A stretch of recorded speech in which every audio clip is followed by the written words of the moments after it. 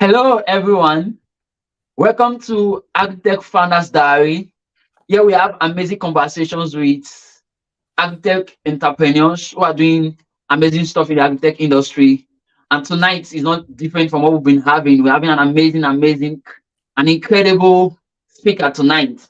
And I'm super excited to have her join me tonight. She's not that person, she's the founder and the CEO of Thought for Food. But before we begin, I want to appeal to you guys that please subscribe to my YouTube channel.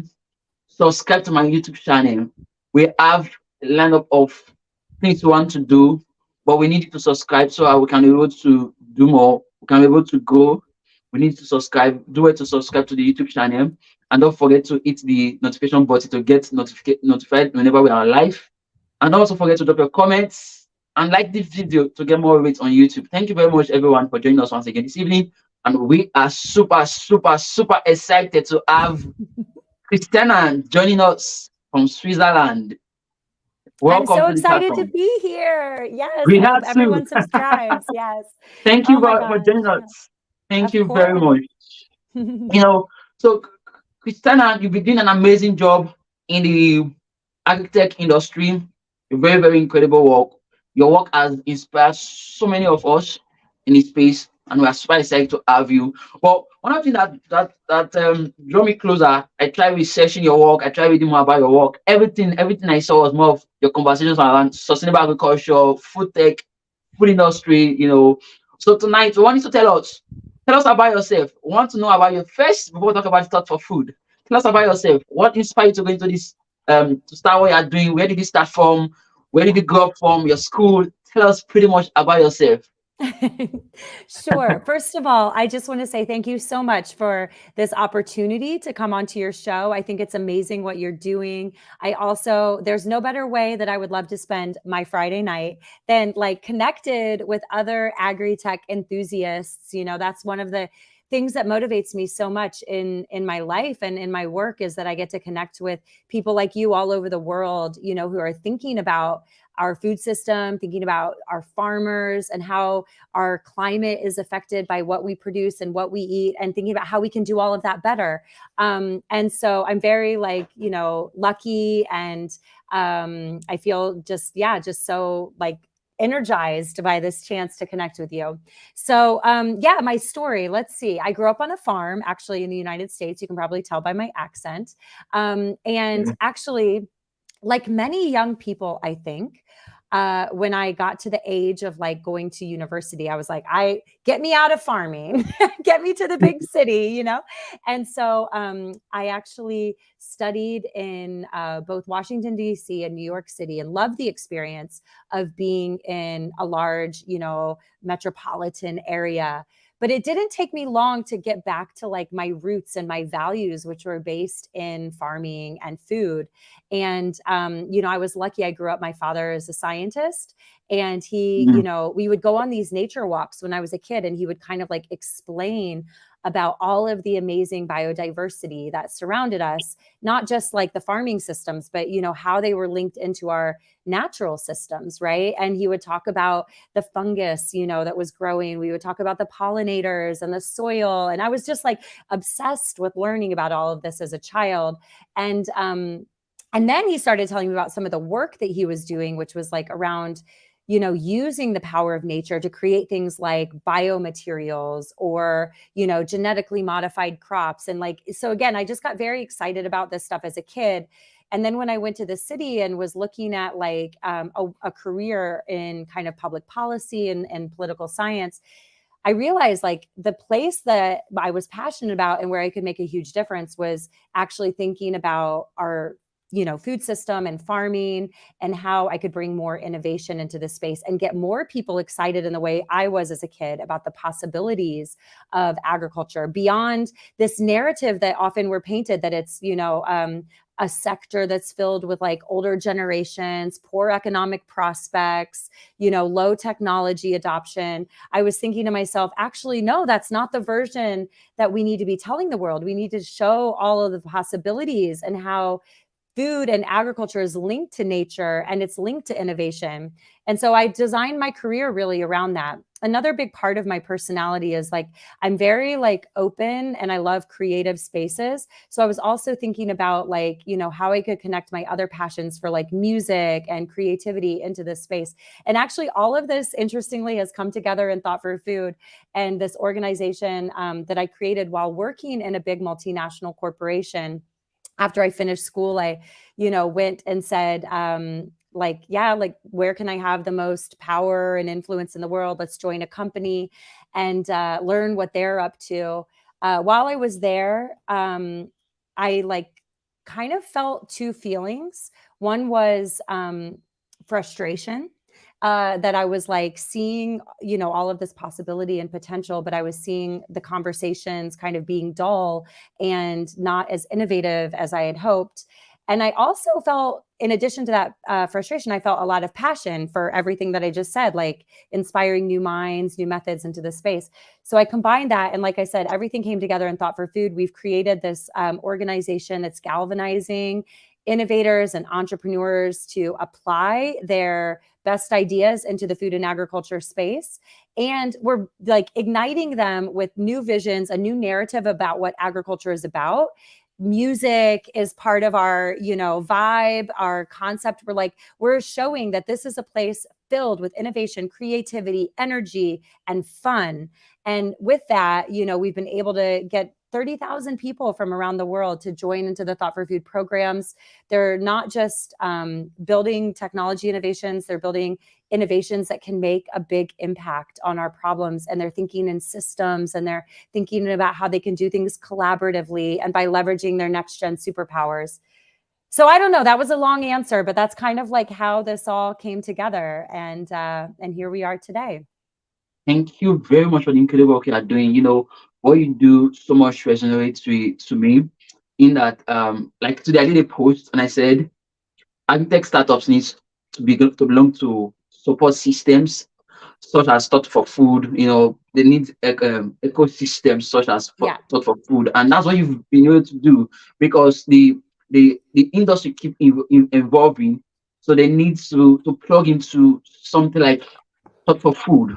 They need support they are getting from Thought for Food. They really need such support, and you are doing an amazing work. You've been able to build a Thanks. community of over 30,000 people. I mean, that's amazing, with young innovators. That's great. Mhm. And but I want to ask, how is it like for you, moving from the big multinationals coming to the agritech space? How was it like for you? What was the transition for you? Yeah, I think you want to get real here in this YouTube. And I think that that's an important conversation to have, not to give you the high, glossy expected answer. It was really hard. I mean, I went Mm. to school, as I mentioned, I'm very like passionate about this topic, very driven by ideals to make an impact. I joined the multinational with these kind of like wide-eyed visions. It was a great experience, but it was also something that I realized, like, not everyone in the world is as passionate as me. Some people are doing jobs just because they have job security and they get a paycheck. And so that was like something that like was a whoa, wake up call for me when I went into like big company life, right? But with that kind of big company life, like does come stability and security for the most part. I mean, we're seeing some shakeups in the world right now, because of the economic climate. But at the time it was, yeah, like it was, there were pros. I had a stable paycheck. I had, access to some like people, like big decision makers. But what I was missing was Mhm. people like me, people who were like fueled by passion and a desire to change the world, right? So then I left to full-time run Thought for Food. I built Thought for Food, by the way, like on the side while I was at this, Oh, multinational. okay. And in 2018, I left and like built, came in full time to Thought for Food. And it was a challenge, right? It's like going from corporate life to nonprofit life / startup life, and not having that stability and security was the downside. But the upside was I was suddenly around people like me who were just as passionate, just as motivated about change. And that is actually more of an intrinsic motivator for me than stability and a paycheck. Like, it's like, so like, I get out of bed every day thinking about the community that I have the honor and pleasure of serving, the creative initiatives that I get to design and put forward into the world. Like, nobody is telling Thought for Food what to do. We get to do it. And it's like, that is so empowering and such a motivating feature. And now we're really focused on saying, like, we've proved the concept. Now we're Yeah, ready to grow and scale and actually get that funding that will give us the stability and security that I believe we deserve to go to the next level. So I think we're, a new era is upon us with Thought for Food. I'm really excited to see how it takes shape. But, it was definitely a challenge to move from corporate to this world, but I'm energized by it. And now I'm ready to go big and make the dent that I know we're capable of in this organization. amazing. So let me ask. So what's the vision for what's the next 5 years vision for Thought for Food? Yeah. So what we have done over the past decade, and remember, I Yes. started Thought for Food a decade ago while I was working at a Yes. multinational. Yes. What we've done is we've actually been the world's pioneer in engaging the next generations of millennials and Gen Zs into Mm-hmm. this Yeah. topic. We've built the first of its kind innovation challenge. It's the largest and most diverse innovation challenge in food and ag. We have an incredible track record in that. We're seeing, 3,000 to 5,000 entries per year of cutting edge, Awesome.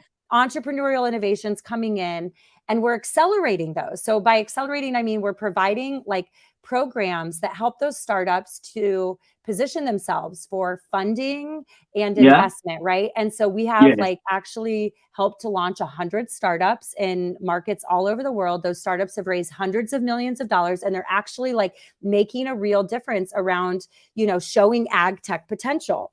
And so now it's a great question and great time to ask that, because we're asking ourselves that exact question. Now, what does the next decade look like for Thought for Food? Well, Mm-hmm. now we want to move beyond just accelerating startups to actually saying, how do we accelerate the transformation of the entire agri-food system Whoa. through innovation? And so we're saying startups are a piece of the puzzle, but so are corporations, so are investors, but they're not working together as effectively as they all could be working together. And what we have, because I have corporate experience and so does my team, and we have startup experience and so does my team, and we actually also really understand the world of investment and what is needed to do the right type of investments to create long-term systemic change. What we're doing is getting all of these players to work together more effectively by understanding each other, by building, mindset shifts in all of these groups about how collaboration and investment can, Okay. go to the next level. So you're going to see us scale massively in the next 5 years, and the next decade is going to be a really big growth. We're calling it TFF 3.0 actually, because it's we built the model, we proved the model. Now we're going to scale the model, and watch out world, big things are going to come, because we're going to make the change that isn't just, startup theater. It's going to be real big impact and systems change. Oh, this really amazing. And I Yeah. think what I think this is just for me anyway. I think you should document the entire journey.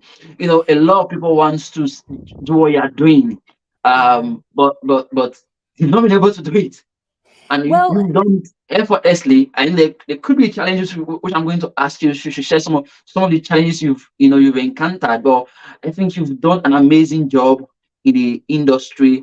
So I feel you should be able to document them. Probably write a book on them. And well, I did sort of food. Yeah. it's funny you say that, because I actually have written a book. I just need to get it out there, but it's called The Changemaker's Guide to Feeding the Planet. And it's exactly that. It's the how to do this, not the what we need, because I believe that there's a multitude of different solutions that we need to be tapping into, Yeah. technology based, community based. There's a multitude of solutions that we need, but the how to be a change maker is the mindset and the attitudes and approaches that we need to all be adopting. And it's really based on my journey, because I think it's like, if I can do this, literally anyone can. Like, I'm no one special. I'm like a farm girl who just like tapped into the power of my passion and built a community around me. And through that was able to propel change I never would have thought possible. And so I did document it because I want more people to do what I'm doing and, Great. be able to, yeah, like the world needs this right now. The world Yes, needs change yes, makers. And so it's yes. like, let me share my experience. Let me share. Also, I've been studying my TFFers, as I like to call them, the community that I have the pleasure of working with. I've been studying, like, how are they doing what they're doing? So the book also contains their like insights and ideas and lessons. So it's really cool. And Yeah. yeah, stay tuned for that. Great, great. I look forward to that book, and I look forward to reading the book because you've done an amazing job. And like you said, we need change makers. We need several Yes. change makers. Yeah. And Yeah. you've been able to prove a concept, and now you want to scale. That's amazing. We I want look to forward to the book. scale. Yes, I Yeah. look And forward to that book. Yeah. I just But wanted to say one thing that I okay. forgot to mention in our 5-year plan. Like, one of the big things that you're also going to see is that when we talk scale, we're going to actually grow through the regions. So TFF has boots on the ground in over 180 countries. So we have this network Whoa. of ambassadors. We have 16 regional coordinators. And now we're in the process of really like formalizing regional hubs. So it would be really exciting for you and your viewers to like see what we're doing in these different localities, because we also recognize we have a global program and a global community that's like, sharing with each other all over the world. But on the ground, local activations and local innovation ecosystems are extremely important. So we're actually building like these TFF innovation hubs all over the world. So look out for that too. Great, great. I Yeah. mean, impacting over 180 countries is not an easy job. That That's is not an true. easy That job, is true. I but haven't you even been do. to these countries, so I need to go. Yeah, I've never been to Nigeria, so I'll have to go visit your yeah, original. Yeah, and in Nigeria we respect thought for food. I know. I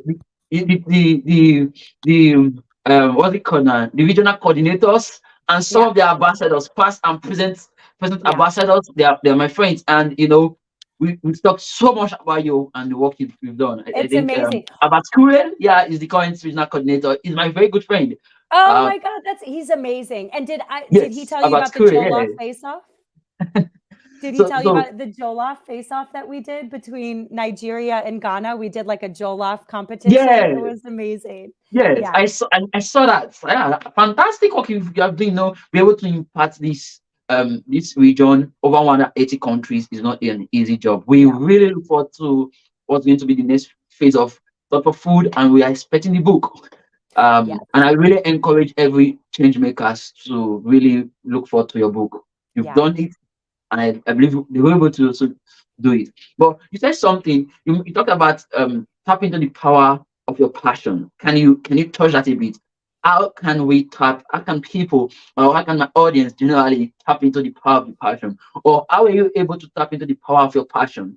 Can you just touch that for us a bit? Yeah, I definitely think that that's like a really important but very Yeah, hard question, especially like yeah. in today's world. There's a lot of like economic challenges. There's a lot of there, the World Economic Forum is saying that we are in a poly crisis because it's like Mhm. economic challenges, political challenges, societal breakdown, like all of these things. So, first of all, like, what is your passion? It's the stuff that you're curious about. It's the stuff that you're naturally attracted to. That's it. I actually think when you spend some time on it, you can find what you're passionate about pretty easily. But what you said, Mhm. tapping into the power of your passion, how do you make that part of your joy in life and your work, right? That's the harder part, because you do have a hard time. There's a lot of people trying to push you into lanes and say this is how you have to make it. And I was following that. Like I told you, I did my undergrad degree, I did my master's degree, I went and joined a multinational because that's what they told you, that's how you Yes, make it in life. But I yeah. realized like that wasn't for me. That script wasn't enough. Like it was for me about living true to my values, my creativity, my energy. And what allowed me to actually step into the power of my passion was building a community. And building a community like is very motivating. It like, gives you that energy even when you can't find it in yourself. It validates you. It also is like a kickstand when you're feeling like, is this the right thing to do? The community reminds you, they support you. And so I think finding your passion is kind of like step one. It's relatively easy when you figure out what you're curious about, what you're motivated by. But then tapping into the power of that is about relationships. It's about building and investing and nurturing relationships. And you can do that anywhere. Wherever you are in the world, you can find people that, you can go online, you can find people who believe in the same things and who, want to join you in a fight for the better world. And that's what we tried to build at TFF. Like TFF is not about me. It's about the community. I just like am the person that has like built it and mobilized it and helped them access resources.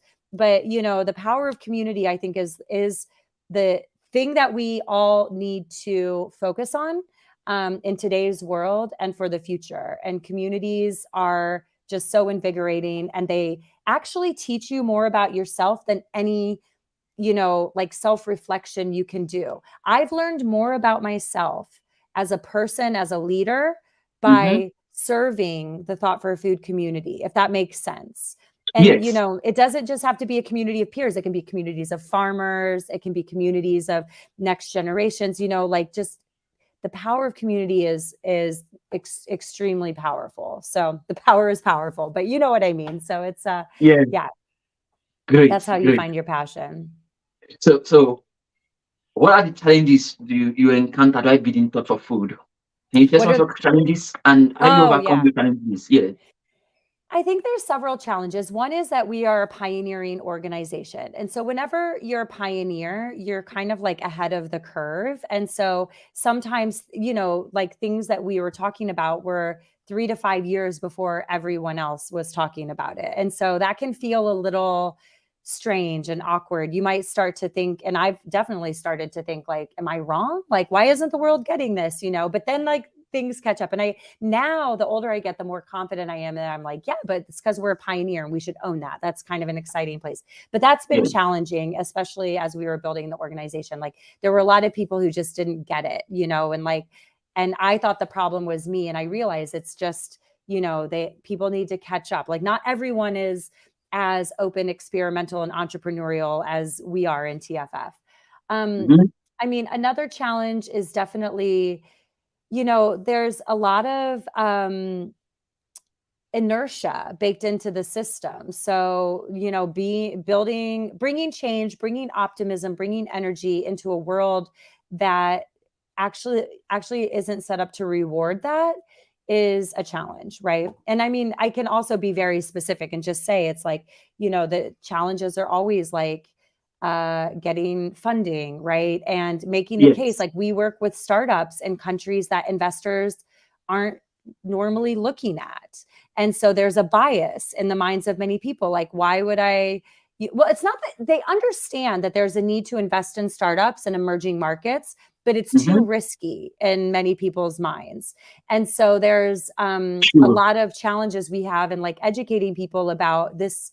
These solutions are worthwhile, they're investable. Actually, there's a leapfrog opportunity in many of these markets. Like you're going to see transformation happen faster Mhm. than you would in more established markets. And so there's a lot, that's a challenge, is just constantly like having to educate investors and corporates and in general, the market about like what we're seeing with entrepreneurs and startups, all over the world, but particularly in emerging markets. Mm. Great. Great. So if someone wants to build a community, are there tips you think they should be doing to build communities? Yeah. How do you build a community? Well, I Yes. think, yeah, I think I mean, there's a set of attitudes and attributes, I think, that can like really set you up. And those are what I cover in the book. But one is like, if you don't naturally have an open mindset, try to Mm-hmm. find ways that you can cultivate that. And there's simple actions, talk to people that you're not normally talking to. Like, look, explore, like we live in a digital era, explore the Yes, vastness of the yes. internet, like, tune in to things like your YouTube channel to learn about what other people are doing. And get it. I listen to podcasts every night too about things that have nothing to do with my work, just because it like opens your mind, and then it allows you to take that next step of taking action and saying yes, and like finding ways to reach out to people. And so one is like open your mind to like all kinds of ideas and people, then take the action of reaching out to them, learning about them. And then I think like find ways like to foster collaborative attitudes, right? So Mhm. if there's a lot of like, I'm talking now specifically about like online communities, but there's ways that you can like jump in and engage and share what you're up to, and then ask people questions, and then through that you can start to build that relationship, which then turns into more deeper engagement in the community. You can also do that locally, like join into like we have the Thought for Food community all over the world, but there's also incubators and accelerators. If you're an entrepreneur, there's universities with programs you can tap into, but it's all about being proactive and saying, I'm going to go join this. And I'm not only going to join it and just sit there and passively take things in, I'm actually going to actively engage and, get involved. And through that, that's how you kind of get that momentum, and you get that, community around you. And I also think like another attitude that's really important, and sorry to be a little like soft on a technology show, but it's about, with openness comes also vulnerability. And that is like, when you go into these communities, don't be afraid to like share what your needs are, what you're thinking about, Yeah. what, like, because that openness, that vulnerability actually allows people to connect with you, and then that relationship becomes real, and then more things can happen. So what we try to do in Thought for Food, we've been really like building a community actually at the core of what we do for the past decade. And we've set up really incredible events where people can just like take off their pretenses and who they are at work, and like get real with each other. And like I said, like what's been amazing about this is, yes, there's a business value to all that we do, like in terms of acceleration and investment of startups. But what like we actually have in TFF are friendships. And the friendships, have lasted through the years because people have been open and collaborative and authentic and vulnerable. And so that's how I think you can build community. It all starts with you and your attitudes and approaches, and, your willingness to be proactive and engage. I don't know if that makes sense, but that's kind of like So much, some of so the much things. sense, so much Yeah. value there. Yeah. So much value. Fantastic information you've shared with us on how to build communities, because a lot of people are struggling with building communities. Yeah. They don't know how to go about it. They want to do it, but they don't know how to go about it. But thank you very much for sharing those tips with us.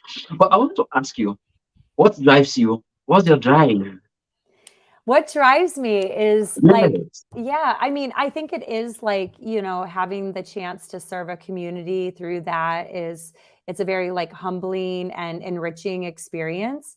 But also what Mhm. drives me is just like a vision, like I said, of a better world, like a world where, we have like food security, where where people are more innovative and creative. And I mentioned at the outset, like, these walks I did with my dad, and, learning about nature and all of the beauty around me. But he also would share with me, some of the times of his childhood, and like where he was living in the 1960s, a time of big social activism. And I was quite like inspired by the role that the creative industries like music and poetry played in, um, yeah, just like giving people like, um, just this mindset of like what could be possible. And so I guess also another thing that really drives me is music and poetry, and like those kind of like beautiful sides of life. And yeah, I try to bring that into TFF. Like I love electronic music. I've been teaching myself to DJ for the past few years. And like Yeah. one of the things I love about electronic music is it like brings people together, and you dance, and it just like it's very community based, and it's a genre that's like about experimentation, etc. And so yeah, I think about that, like how I can make agriculture more creative and more beautiful, and that's my motivating factor. And like how I can use that as a force for change and activism, and make that whole force for change something not negative and not destructive, but like about building bridges and connecting with people. So that's kind of like, yeah, what drives me. Great, fantastic. You talked about being a DJ, and in your profile, when I was reading about your works, I saw that you love music and I know. you do DJs. Do Yeah, you yeah, still yeah. do DJs till now? Yeah, yeah, yeah. I can't say I'm great at it, but that's also like, by the way, something I cover in the book is like beginner's mindset. I don't know if you've ever heard about this, but like being brave enough as we get older in our careers to like always be a beginner at something, because that is like something that keeps you very innovative. Like you know, like I'm old, and it's kind of like this is a point where a lot of people are like, well, I'm an expert now and like I've done what I need to do. But I just like always like I also learned to roller skate last year. Like I'm always just like, what can I learn? Like it keeps me young, it keeps me fresh. And so yeah, music is something I'm passionate about. So I was just like, I don't just want to be a passive listener. I want to learn how to do it.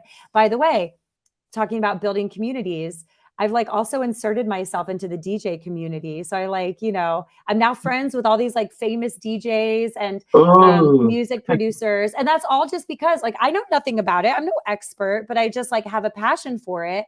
And I mm, use that to like reach out and open doors. And they've been coming to perform at TFF events, by the way. And it's like, it's just kind of crazy. Like just by being open and like saying like, this is something I care about, I've been able to build some incredible relationships that keep me, involved in a space that I didn't study or I know nothing about, but I'm, part of that world of music production and DJing. So, yeah. great, And great. I think that that goes to your audience. Like if people are into food, like, and they're not farmers themselves, you can go into farming communities, right? And like connect Yes, and learn about it. And like, that's exactly what we need is like more people connecting with this space of farming, and this is, it shouldn't just be like, we should be celebrating and revering our farmers, but we should all be learning about them and trying to grow food and learn about food production systems. So that's the parallel I make to, and why I mentioned the whole like DJing and music example. great. So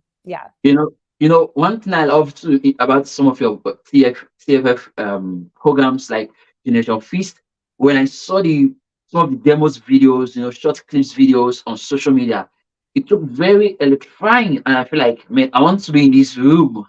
I already wanted to be in the room because I saw some of the musics, I saw the way Yeah. people were dancing. I'm like, is this an agricultural program? Because most agricultural programs tend to be a bit maybe boring, tiring. So Yeah. like, is this an agricultural program? Yeah. Man, I want to be in this room filled with so much energy, filled with so much, electrified music. And that's amazing, really amazing. So for I You believe got to I'm not just, come. yeah, I really want to be there this year. You I have to look be forward there. to be in Yeah. the Generation Feast or any of the conference. I really Yeah. want to be there. I want to feel the energy. I don't want to, Yeah. I just want to watch them on Instagram or on the Yeah. social You media. have to be No, I there. want Yeah. to feel the room. I want to feel the Hmm. energy. And Yeah. I'm going to make that happen this year by the grace of God. But you see, another thing I love again that you mentioned was ability for you to combine your passion, what you love, ability for you to bring it into CFF. Yeah. Bringing the DJ, the musics, ability for you to combine all of them and Yeah. drive the industry. It's really fantastic for me. I love Oh, that. thank you. Yeah, I, I, exactly. I I love mean, that. that's what I'm saying. I have to pinch myself. Like, it's really cool that it's like, yeah. And also, like, all of my best friends are, in this world now because the dots are connecting. And yeah, you really have to come to one of our events. It is truly energizing. And it a guy, Alpha Sinan, he's from Trinidad, and he once said, he's like, it's like a drug I take every year because it like keeps me, it's like caffeine, it just keeps me Yeah, energized for the rest of the year. And I really think a lot of us feel like that after these events because it's the people, it's the environment, it's the content, it's just all of it comes together. And it's really like, whoa, it's overwhelming how amazing it is. So you got to be there. And I hope your audience will join too. Yeah. yes, yes. I'm going to see how to Yeah. be. I'm going to try my best to be there this year. Amazing what you are Amazing. doing. But I want to ask, Yeah. I see you do a lot of traveling. So you travel a lot for events, speaking engagements, and Yeah. you work. So how do you balance? Can you talk a bit about life work balance or balance? Yeah, life work balance. Yeah, that'll be the best way. So how do you balance the entire work with life Wow, you're generally? getting real. That's my hardest. That's also one of the challenges. That's a very hard thing to do. I mean, I Yeah, actually am now a mother. I have 2 children. great. And it is, yeah, it's like it's hard because I do like my job requires travel. And it is hard to find, especially I also think that when you do a startup, a passion-driven startup, it's hard to disconnect and kind of say, oh, now it's personal time because like I'm living my passion and my personal time is my work time and vice versa. But I have to say, I like this is something I'm also like working on and learning and growing. I look to my community to help support me. You know, when I'm feeling like a little bit confused or lost. And of course, that's happened. COVID has been, a very unsettling time, I think, for a lot of people. But I'm figuring out day by day. I think the biggest advice I have is, again, just like support systems, relationships, community. You can't do it all yourself. And something I tell my founders, the startups we work with, and I tell them that. And I also am like, Christine, listen to this yourself. Like, at the end of the day, if you are doing your startup, your job, and you're passionate about it, that's amazing. But remember, you're not your job. Like you are more than that. You are still a person. You are, a complex, amazing, multifaceted person. And I think that's also something all of us who are living in this change maker world need to kind of remind ourselves from time to time. It's like, I have to tell myself, like, Christine, you are not TFF. Like, there's more to you than that. And so it's okay if, things don't go perfectly in TFF or, you're feeling bad about something. Like, of course, deal with those, but also find the resilient spirit and, remind yourself that, you are loved for more than just success in TFF, et cetera. And it's the same for startup founders and anybody, I think, who's doing a passion-filled job. It's like reminding yourself that it's, you're a human being. It's okay to make mistakes. And it's also okay to take a break sometimes when you need it. Mm, So, mm, yeah. great. Yeah. Amazing work. So because I asked because I understand that what you're doing is not really easy traveling around. It's require a lot of work. And good to see that you're able to balance that with family and with general life work. That's good. But let me Yeah. ask, Mhm. if you were to start all over again, what do you think you would do better this time? If you were to start a touch of food all over again.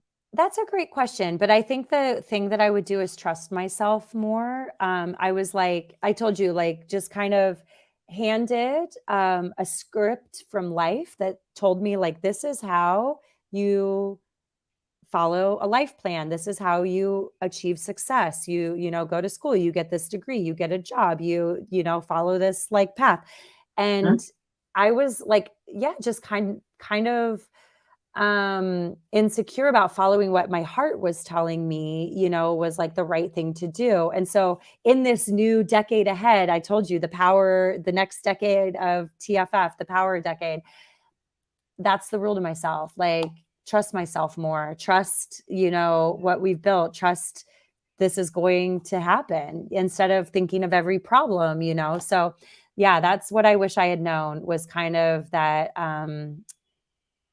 yeah, trust myself and not look to others to tell me like what to do and what to think and follow the rules that other people were telling me to follow, if that makes sense. So Yeah, yeah. good. Yeah. Good. I believe we've learned from that place. Okay, let me ask again as we begin to plan to wrap up. Or just some few more questions, and we'll wrap up for today. It's been an amazing session. Thank It's you. been an amazing session. Good to really have you Yeah. tonight. I personally learned so much tonight. Yeah. But let me ask you, if you now you built a company like this. Now, for agritech industry, now I want to ask, what keep you awake as regard this is for the agriculture? What give you sleepless nights as regarding the industry? What what give you sleepless nights? Oh What keep you God. awake? It's the inertia. So the inertia is like the like reaction to not driving, innovation and change faster, right? There's like entrenched systems, there's entrenched ways of thinking, there's a default to no. There's like people, like most people I meet, like are not creative and experimental, and they think it's like childish to be that way, versus this is exciting and we can break the rules and we can push the boundaries and ask new questions. And if we fail, that's okay, because you know what they do in the scientific method: test, fail, learn, repeat. And that's actually what we do at TFF too. We're constantly trying new things. We say living life in beta mode, right? Like beta mode is like how they deploy tech products. They put out the beta version, get user feedback, and then iterate on that, and then build the next version.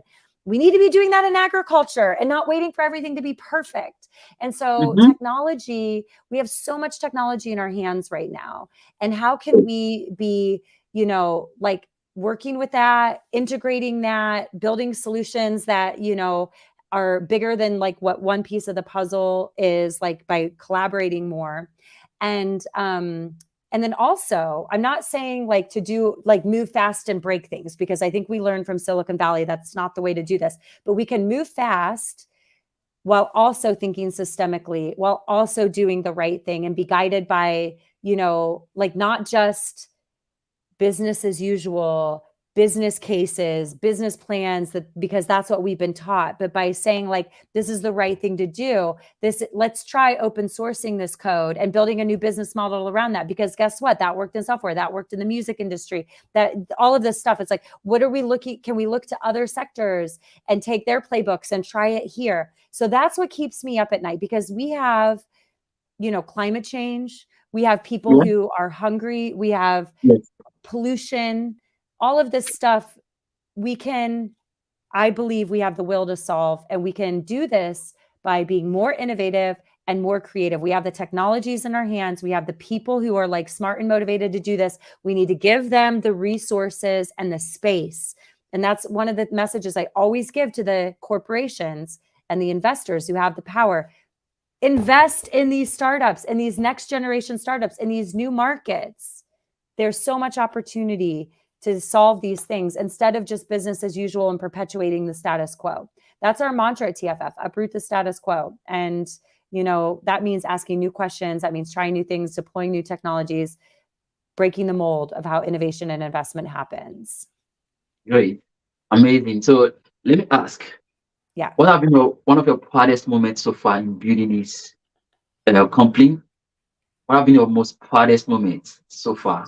Yeah. So two proud moments, like career wise, like I think when I worked for the big multinational, I Okay. was part of a project to open source our patented breeding traits. So traits that were used for breeding new crop varieties. Mm-hmm. We actually like made them available on an open licensing platform. And I know this sounds really boring, and I'm sure people are like, what does this have to do with anything? But actually, the whole intellectual property system is a huge encumbrance to innovation. We need intellectual property, don't get me wrong, but when you are trying to innovate and you're blocked because there's these big companies, legal departments, not letting you do breeding programs, when we need to get new varieties out and tested faster, it was like, how do we do this better? And so we set up this like open licensing system. By the way, it was inspired by the music industry. Like I connect these dots all the time, but it was inspired by iTunes. Yeah. And that was why, we were working with a C-suite, with a CEO. He thought I was crazy.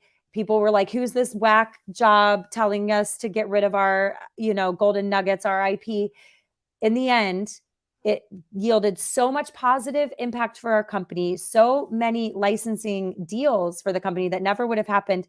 And it ended up also transforming the whole vegetables breeding industry. They Mm. replicated our model across all of the breeding companies in the vegetables industry. So that was like, oh my God, I'm so proud of that. And like, I want to do more of that. That was like so amazing, game changing. And then I think another proud moment, I think, was actually being invited to serve on the advisory committee for the UN Food Systems Summit. Yeah. So yeah, that was like, wow, I didn't even know the UN knew about us, let alone wanted to hear our perspectives. And I actually used that opportunity. That was a big growth for me because I was like very intimidated to be in the Yeah. room with all of these people, like the UN, movers and shakers. And I Yeah. used that chance to bring my crazy, wild ideas forward. And I think that's actually why they invited me to be on this committee. Like, I think they wanted that. It was the Food System Summit. It was a very experimental summit by design. And it was like, yeah, that was really, really proud. And I hope more will come from that. That was, Also, to get a seat at the table was incredible. Yeah. great, Yeah. amazing, amazing. So, how do you feel? You've invested in some agritech startups so far, Yeah. and then some of them have gone to becoming a unicorn. I know. They've gone. How do you Yeah. feel about that? When some of the agritech startups Amazing. you invested in Yeah. through thought of food, through the work you do in thought of food, and they've gone to become a unicorn. The business has gone to become very successful. How do you Yeah. feel about that? I mean, amazing. The best part is those companies, they give back to the TFF community. So I'm so proud of them. Like, they've made it. They've made the money. They're doing incredible things. But they, like, what makes me so proud is they like haven't like spread their wings and flown away. They've actually are like, how can we give back to TFF? So they come back and they mentor our new startups. They Great, advise me and my great. board of advisors. And I'm just like, this is what I mean about the power of community, right? Like, they like see that this is what it's about. It's about building this community, and we're all here to support each other. We're friends, cheerleaders, investors, talents that we can hire. It's just an incredible space. So for everybody who's watching, come join Thought for Food. But yeah, it's amazing to see the success stories and then to see that they're giving back in some way. Yeah. No, really, really amazing to see. Your it's a company like your own architect startup. You've invested in doing very well, becoming a unicorn. Yeah. Amazing, amazing. Yeah. So let me ask you finally, what's your advice to architect startups who are there trying to navigate their way through? What's Yeah. the advice? So very practical advice. One, WTF, where's the farmer? If you're developing an ag tech solution, make sure that you are talking to farmers and Mhm. understanding their needs, their experiences, and developing the technology in a way that is right sized for that. Too often, you know, we see technologies being developed and deployed without that voice of the farmer centered. And I think that is like one piece of advice. WTF, where's the farmer? We have a module on that in Thought for Food. Two, how can you redefine your ROI to not just be return on investment, but to be return on impact? So think about how your technology can have the most positive impact on people and the planet. And that means like, looking at the how it can be used by not just the rich farmers, right? If you're in ag tech, but also by the farmers who can really benefit from the, offer that it is bringing, how it can be, like smallholder farmers, women farmers, people at the front lines of climate change. So I think it's like center farmers in your technology, in your, solution development, and then also think about including not just the, richest, most powerful farmers, but the people who really need the technology so you can have the most impact, because the world needs impact right now. And then I think the other thing is like, join Thought for Food. We have a whole set of support for agri-tech founders, including, digital learning, acceleration programs, connections to investors, media exposure. We love to connect the dots. We love to find ways that get founders the support they need. This is a really long, hard journey. It is hard enough to be a startup founder, but it's extra hard to be a startup founder in agriculture because there's a lot of challenges unique to this sector. But like, that's why a program like Thought for Food is built. It's built for the people who want to do this well, do this right, and really make long-term change in the sector while also building viable businesses, based on cutting edge science and technology. Great. Thank you very much. For me personally, I want to say to other agritech founders or agritech startups, I think you should pay attention towards Christine. She's doing it with thought for food. Amazing work. I advise every agritech startup of listening to us to join. Look for how to plug in to the work they are doing in thought for food. Amazing ecosystem that you should be part of. Really amazing ecosystem you should be part of as an agritech startup. Amazing Yeah. work. Thank you, Christine, for I coming this evening. Thank you We're so really much. I can't excited wait to to have meet you. you in real life. Like, definitely look me up in Switzerland. I also just want to say hi to everyone who left a comment. I see Femi is there. I know him. So Yeah. yeah, it's super cool. And Thank you, yeah, guys. yeah, Thank you, guys, for definitely joining get in us. touch. And yeah, thank you so much for this chance. I'm like so motivated now. Happy Friday. Thank you I very love what much. you're I'm doing. good. Thank you. Okay. Thanks for Bye, coming. I'm really everyone. excited to have you. Bye. Bye, Thank you very Ayomide. much for joining us this evening. I'm really grateful. Thank you very much. Bye. Bye.